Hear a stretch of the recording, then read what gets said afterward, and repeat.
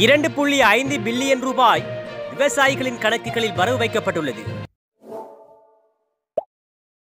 சிறுபோக பருவத்தில் நெற்பயிர்ச்சிகை மானிய திட்டத்தின் கீழ் 2.5 பில்லியன் ரூபாய் விவசாயிகளின் கணக்குகளில் வரவு வைக்கப்பட்டுள்ளது. 2,13,771 விவசாயிகளுக்கு இந்த மானியம் வழங்கப்பட்டுள்ளதாக கமநல அபிவிருத்தி திணைக்களம் தெரிவித்துள்ளது.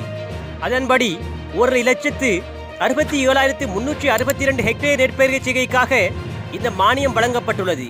இந்த வருடம் சுமார் 4,50,000 ஹெக்டேர் நிலப்பரப்பில் நெற்சிகை மேற்கொள்ளப்படும் என மதிப்பிடப்பட்டுள்ளது. பயிரிடப்படும் அனைத்து நெற்பயிர்களுக்குமாக சுமார் 7.5 பில்லியன் ரூபாய் நிதி மானியமாக வழங்கப்படுவதாக கமநல அபிவிருத்தி திணைக்களம் தெரிவித்துள்ளது.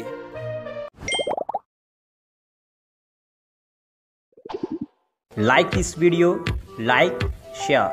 Don't forget to subscribe. Press the bell icon.